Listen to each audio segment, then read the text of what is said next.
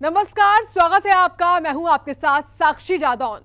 हिंदुओं पर वार, पीएम का पलटवार। जी हां, राहुल गांधी के द्वारा दिए गए हिंदुओं पर बयान के बाद प्रधानमंत्री नरेंद्र मोदी लोकसभा में उन पर जमकर गरजे हैं। प्रधानमंत्री नरेंद्र मोदी ने नेता विपक्ष के इस बयान की कड़ी शब्दों में निंदा करते हुए सख्त पलटवार किया है। पीएम मोदी ने बड़े ही स्पष्ट शब्दों में कहा है कि राहुल गांधी का यह बयान हिंदुओं के प्रति ये कारनामे देश शताब्दियों तक नहीं भूलने वाला। आदरणीय सभापति जी,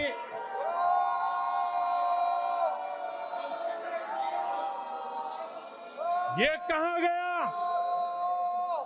हिंदू हिंसक होते हैं? ये है आपके संस्कार, ये है आपका चरित्र,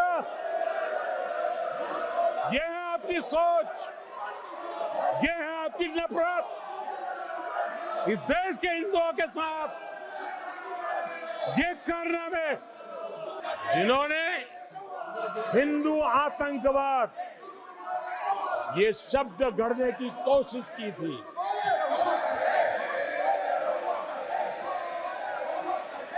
इनके साथी हिंदू धर्म को उसकी तुलना डेंगू, मलेरिया ऐसे शब्दों से करें और ये लोग तालियां बजाएं, ये देश कभी माफ नहीं करेगा। आदरणीय सभापति जी, एक सोची समझी रणनीति के तहत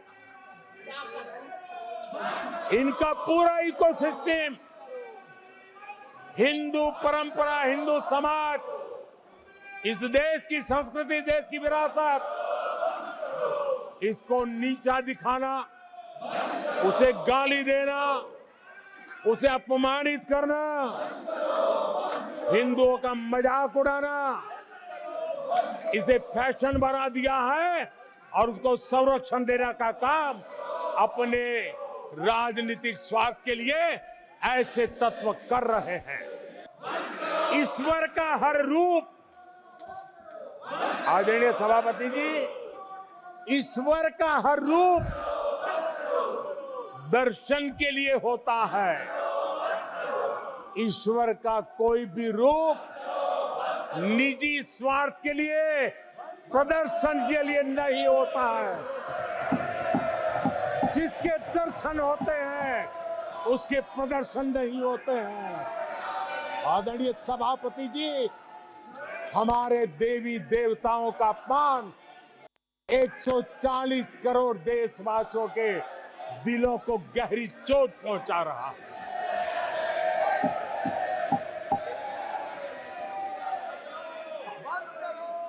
निजी राजनीतिक स्वार्थ के लिए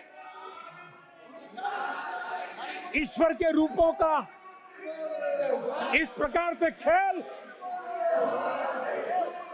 आदरणीय सभापति जी, ये देश कैसे माफ कर सकता है? आदरणीय सभापति जी, सदन के कल के दृश्यों को देख करके अब हिंदू समाज को भी सोचना होगा, क्या ये अपमानजनक बयान संयोग है या कोई प्रयोग की तैयारी है? ये हिंदू समाज को सोचना पड़ेगा। आदरणीय प्रधानमंत्री ने इसके अलावा कांग्रेस पर सख्त वार करने से परहेज नहीं किया। नेता विपक्ष को कांग्रेस का इतिहास याद दिलाने के साथ ही उनकी सरकार के कारनामे भी सदन में गिनवाए। लोकसभा में राष्ट्रपति के अभिभाषण पर धन्यवाद प्रस्ताव पर जवाब देने के दौरान प्रधानमंत्री ने विपक्ष पर जमकर हमला बोला, जिस पर विपक्ष के नेता हंगामा करने लगे। इसे लेकर लोकसभा अध्यक्ष ओम बिरला विपक्ष के नेता राहुल गांधी पर भड़क गए और उन्हें लोगों को भड़काने का काम बंद करने को कहा। इस दौरान और क्या कुछ हुआ, देखिए।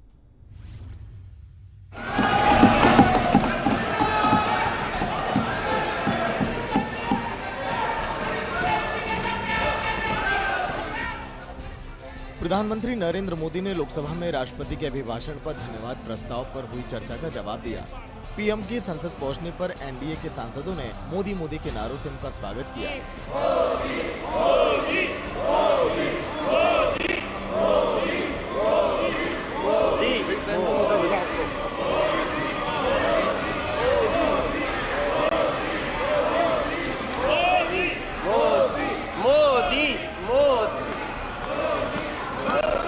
भारत माता की। जैसे ही मोदी ने स्पीच शुरू की, विपक्ष ने नारेबाजी शुरू कर दी और मोदी के पूरे भाषण के दौरान यह सिलसिला यूं ही जारी रहा। मैंने नो नो नो नो मैंने प्रधानमंत्री ने कहा कि लंबे अरसे तक देश ने तुष्टीकरण के शासन के मॉडल को भी देखा और हमने धर्मनिरपेक्षता का जो प्रयास किया वो भी देखा। इस देश ने लंबे अरसे तक तुष्टीकरण का, गवर्नेंस का मॉडल भी देखा।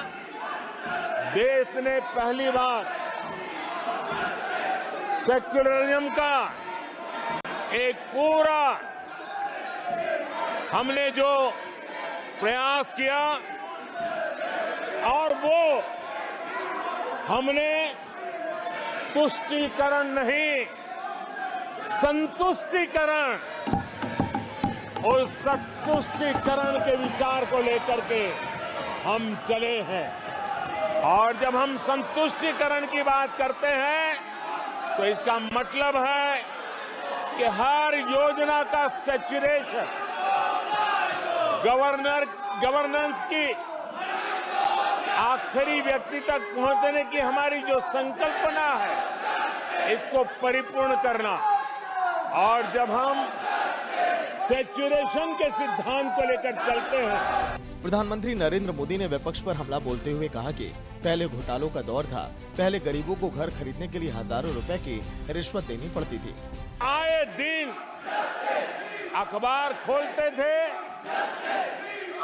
तो घोटालों की खबरें ही पढ़ने को मिलती थी और सैकड़ों करोड़ के घोटाले, रोज नए घोटाले, घोटालों से स्पर्धा, ये घोटालेबाज लोगों के घोटाले, इसी का एक कालखंड था।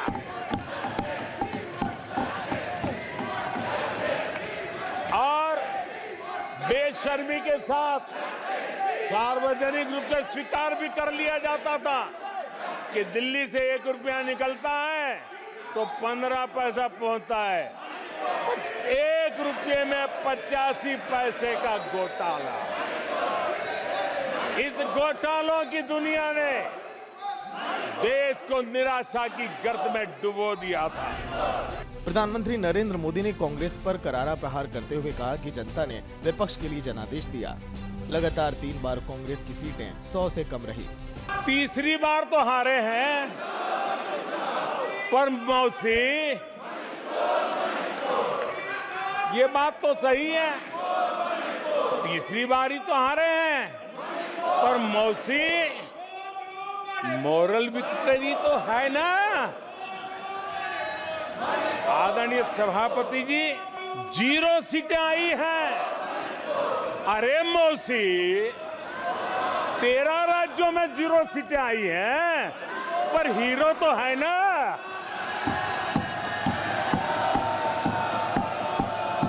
आदरणीय सभापति जी, अरे पार्टी की लुटिया तो दुबई है। अरे मौसी, पार्टी अभी भी सांसें तो ले रही है। कांग्रेस पार्टी 2024 से एक परजीवी कांग्रेस पार्टी के रूप से जानी जाएगी। प्रधानमंत्री ने तीसरे कार्यकाल का मतलब समझाया कि वे 3 गुना स्पीड और ऊर्जा के साथ काम करेंगे। कोयले का सर्वाधिक उत्पाद, सर्वाधिक प्रोडक्शन, आज कोल प्रोडक्शन के विक्रम हुए हैं और इसी के कारण देश अब कहने लगा है अब भारत कुछ भी कर सकता है। आदरणीय सभापति जी, वो एक समय था 2014 के पहले जब फोन बैंकिंग करके बड़े बड़े बैंक घोटाले किए जा रहे थे, अपनी पर्सनल प्रॉपर्टी की तरह बैंक का खजाना लूट लिया गया था। आदरणीय सभापति जी, 2014 के बाद नीतियों में परिवर्तन, निर्णयों में गति, निष्ठा, प्रामाणिकता की, और उसी का परिणाम है दुनिया की अच्छी बैंकों में आज भारत की बैंकों का स्थान बन गया। कुल मिलाकर प्रधानमंत्री नरेंद्र मोदी ने विपक्ष पर एक के बाद एक ताबड़तोड़ प्रहार किए। प्रधानमंत्री के भाषण के दौरान विपक्ष जमकर नारेबाजी करता रहा। ब्यूरो रिपोर्ट, सूर्या समाचार। मणिपुर के बोलिए एक बार, एक स्पीकर बोलिए।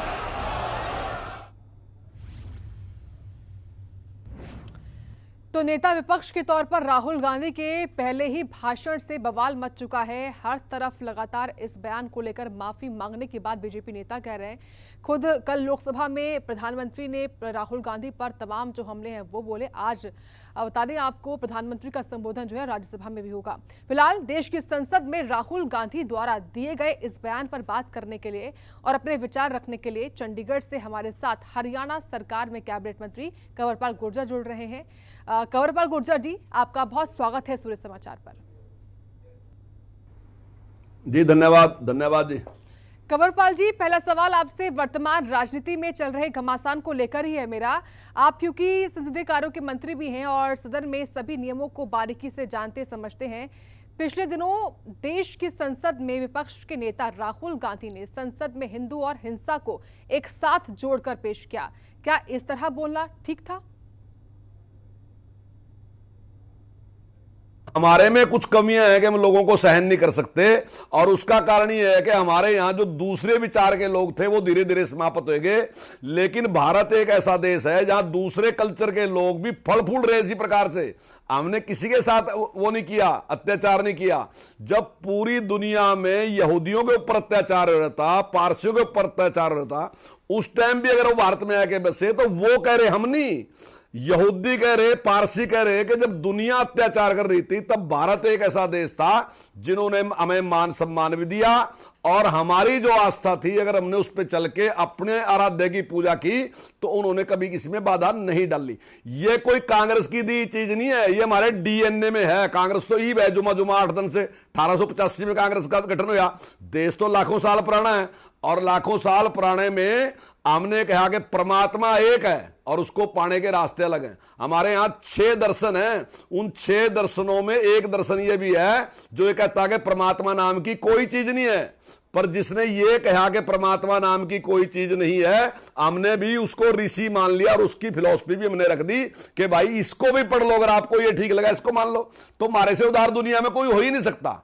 दुनिया में अगर सबसे उदार विचार है तो हिंदुत्व है, सनातन है। लेकिन क्योंकि राहुल गांधी को यह बुरा लगता है और अब हमारे कुछ लीडर हैं वो कह रहे कि बयान को तोड़ मरोड़ के पेश किया जा रहा। तो मैडम आजकल तोड़ मरोड़ के कुछ पेश नहीं होता, आजकल तो वीडियो है, उसको 1000 बार देख लो, चाहे जो वो कह रहा है वही कह रहा। लेकिन हमारे दीपेंद्र हुड्डा जी कह रहे कि तोड़ मरोड़ के। लेकिन मैं समझता हूं उनका साफ जवाब आज के बयान में राहुल गांधी जी ने दे दिया कि मैंने जो कुछ कहा ठीक कहा और मैं उस पर ही कायम हूं, मैंने जो कुछ कहा वही कहा। अब दीपेंद्र जी उसको बदलते रहें तो उसका तो कोई चारा नहीं है हमारे पास। कंवरपाल जी, क्या राहुल गांधी द्वारा संसद में भगवान भोलेनाथ का चित्र दिखाना ठीक था? क्या लोकसभा में या संसद के दोनों ही सदनों में धार्मिक संकेतों का प्रदर्शन ठीक है?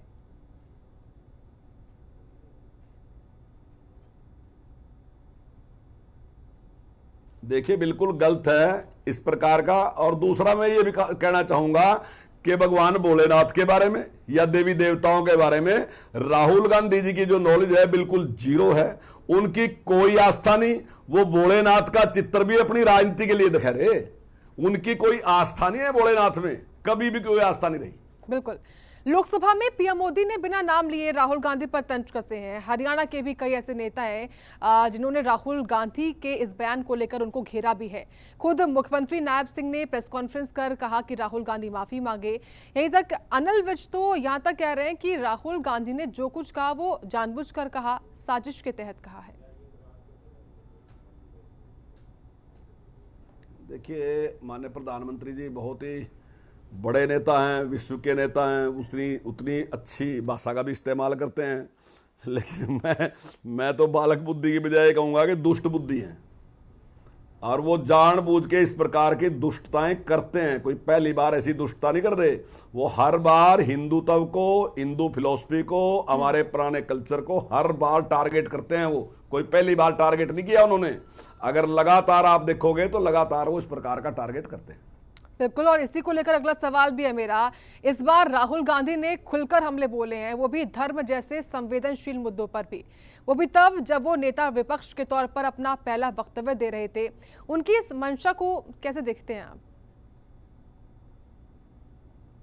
देखिए, उनकी मंशा शुरू से ही हिंदुत्व के खिलाफ है और वो कुछ और करना चाहते हैं इस देश में, लेकिन जरूरी ये है कि जो लोग उसका समर्थन कर रहे उन लोगों को विचार करना चाहिए कि हिंदुत्व के महत्व का उन्हें पता है और उन्हें इसका विरोध करना चाहिए। अगर वो विरोध नहीं करेंगे तो वो तो इस प्रकार की दुष्टताएं करते ही जाएंगे, पहले भी कर रहे, अब भी कर रहे और आगे भी करते रहेंगे। लेकिन जो लोग केवल और केवल अपने राजनीतिक स्वार्थों के कारण उसकी दुष्टता को सहन कर रहे या उसकी दुष्टता का समर्थन कर रहे, तो मैं समझता हूं कि वो भी अपराधी हैं। केवल राहुल गांधी नहीं, राहुल गांधी के समर्थन में जो लोग खड़े वो भी इस देश के अपराधी हैं, इस संस्कृति के अपराधी हैं। क्योंकि आप संसदीय कार्य मंत्री भी हैं और संसद के हर पहलू को अच्छे से समझते हैं, जानते हैं। नेता प्रतिपक्ष के पद पर रहकर राहुल गांधी द्वारा दिया गया पहला भाषण और पहले ही भाषण में अग्निवीर हो, अयोध्या हो या फिर खुद हिंदू धर्म हो, इन पर अलग अलग राय रखना, जिसमें हमने देखा कि पीएम सहित कई मंत्रियों ने उनको बीच में रोका टोका भी, संसद में खड़े होकर कहा कि राहुल गांधी ने जो बयान दिया है उनके तथ्यों का सत्यापन होना चाहिए। देखिए, मैं समझता हूं कि नेता प्रतिपक्ष का पद जो है वो बहुत इंपॉर्टेंट पद होता है, और हम जो संसद में बोलते हैं और जो हम प्रेस में बोलते हैं उसमें जमीन आसमान का फर्क होता है। संसद में आपके पास तथ्य होने चाहिए। अगर आपके पास तथ्य नहीं, जैसे उन्होंने कहा कि भाई अगर वो शहीद होता है तो उसको कुछ नहीं मिलेगा, लेकिन उसी टाइम जो हमारे रक्षा मंत्री हैं श्रीमान राजनाथ सिंह जी, उन्होंने कहा कि 1 करोड़ मिलेगा। तो मैं समझता हूं कि बहुत ही गैर जिम्मेदाराना व्यवहार भी है उनका, और ये उनकी अज्ञानता को भी दर्शाता है। उनको पहले पता करना चाहिए था कि मैं जो बात कहने जा रहा कहीं वो गलत तो नहीं है। तो मैं समझता हूं बिल्कुल गैर जिम्मेदाराना व्यवहार है। वो जिस प्रकार से प्रेस में बोलते हैं, जिस प्रकार से जनसभा में बोलते हैं, तो उसी प्रकार का व्यवहार वो लोकसभा के अंदर भी करना चाह रहे, वहां भी उसी प्रकार की बयानबाजी करना चाह रहे, जो कि पूर्णतः गलत है। तो कांग्रेस के इस भविष्य को लेकर सवाल जो अक्सर होता रहता है, प्रधानमंत्री ने भी कल कहा कि संसद में कि कांग्रेस 3 बार से 100 का आंकड़ा छू भी नहीं पाई है। ऐसे में 18वीं लोकसभा की कार्यवाही में ही इस तरह के तेवर रहना कांग्रेस के, उनके लिए ही मुसीबत क्या बन सकते हैं? देखिए, वो जिस प्रकार से वोट प्राप्त करना चाहते हैं, उनका वोट प्राप्त करने का तरीका जो है वो देश को नुकसान करने का, समाज को लड़ाने का, समाज को बकाने का है, जो कि निश्चित तौर से गलत है। और मैं समझता हूं कि जैसे जैसे लोगों को जानकारी और बढ़ती जाएगी तो ये जो जहां तक पहुंचे इससे भी दोबारा वापस आएंगे। कांग्रेस कभी सत्ता में नहीं आएगी अगर व्यवहार यही रहा। अगर कांग्रेस ने पुनर्विचार करके अपना नेतृत्व परिवर्तन किया और योग्य हाथों के में दिया तो तब तो भविष्य हो सकता है। अगर ऐसे लोगों के हाथ में कांग्रेस रहेगी तो मैं नहीं समझता कि कभी भी कांग्रेस की सरकार बन सकती है। जी, क्योंकि राहुल गांधी ने जो बयान दिया था कंवरपाल जी, उसको संसद की कार्रवाई से हटा दिया गया है, एक्सपेंज कर दिया गया है। वही राहुल गांधी ने लोकसभा अध्यक्ष को इसके बाद चिट्ठी भी लिखी, कहा कि इसको हटाना नहीं चाहिए क्योंकि कुछ भी उन्होंने गैर संवैधानिक नहीं कहा। इसको आप कैसे देखते हैं? देखिए, जो बात गलत करे और जो जिसमें सत्यता नहीं है तो ऐसी सारी बातों को हटाया जा सकता है कार्रवाई से, और वही माननीय अध्यक्ष जी ने किया है, उसको हटाया है। लेकिन मैं तो इनके जो समर्थक हैं, दीपेंद्र हुड्डा जी हैं, दूसरे लोग हैं, उनसे पूछना चाहता हूं जी। कि जो ये कह रहे थे कि तोड़ मरोड़ के पेश कर दिया, तो ये अपने लीडर से उससे पूछ तो लें। वो तो अब भी कायम है उसी पे कि उसी को रखो और कार्रवाई में भी उसी को लिखो। ठीक है कंवरपाल जी, अपने कीमती वक्त में से समय निकालने के लिए और सूर्य समाचार से खास बातचीत करने के लिए बहुत धन्यवाद आपका। धन्यवाद जी, धन्यवाद। तो कांग्रेस सांसद राहुल गांधी के संसद में दिए गए बयान पर हरियाणा में भी उबाल देखने को मिल रहा है। लगातार मुख्यमंत्री नायब सिंह ने राहुल के बयान पर जोरदार हमला बोला। उन्होंने प्रेस कॉन्फ्रेंस कर राहुल गांधी से माफी की मांग भी की है। नायब सिंह सैनी ने कहा कि राहुल गांधी ने लोकतंत्र की मर्यादा भंग की है, उन्हें तुरंत माफी मांगनी चाहिए।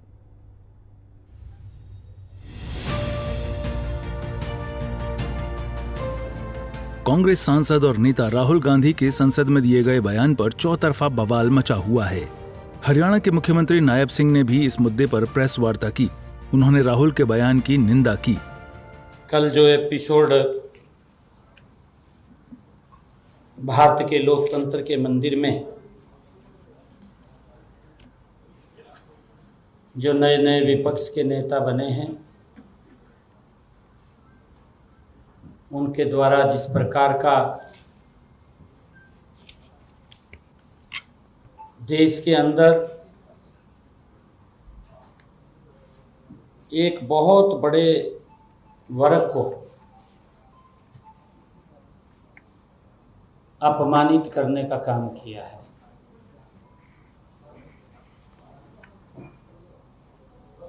सबसे पहले तो मैं उसकी घोर निंदा करता हूं।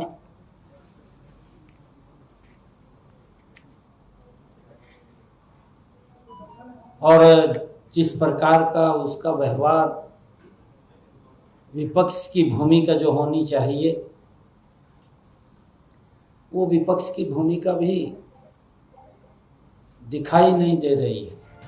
मुख्यमंत्री ने राहुल गांधी पर जोरदार हमला बोलते हुए कहा कि राहुल ने संसदीय मर्यादा को लांघने का काम किया है। राहुल गांधी ने जिस प्रकार से कहा कि जो लोग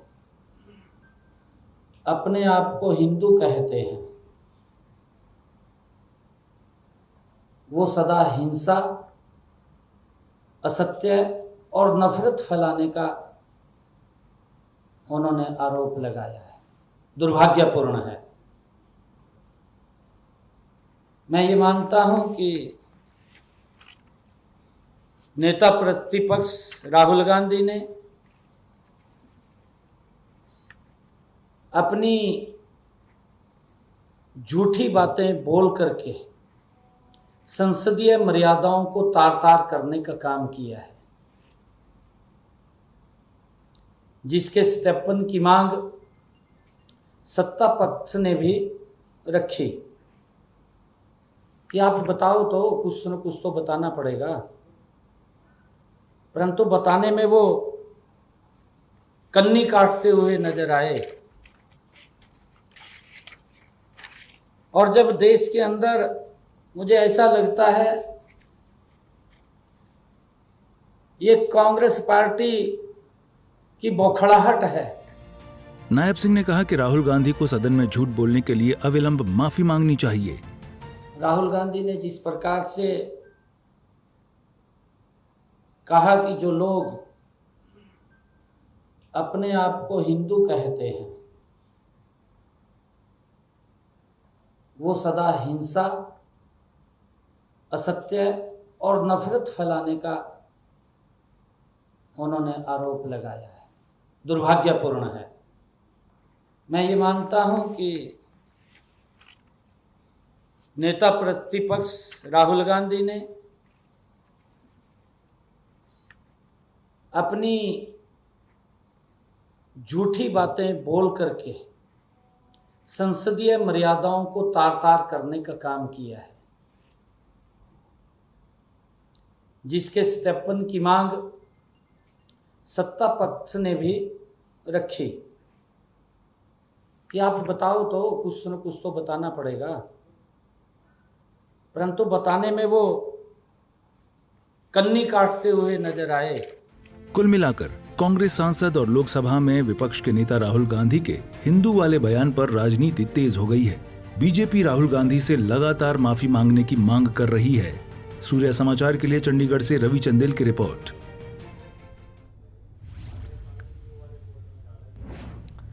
तो फिलहाल राहुल गांधी के इस बयान को लेकर बीजेपी नेता लगातार माफी की मांग कर रहे हैं, तो दूसरी ओर राहुल गांधी इस बात पर लगातार अड़े हुए हैं कि उन्होंने कुछ गलत कहा ही नहीं है। खबरों में इतना ही। आप देखते रहें सूर्या समाचार।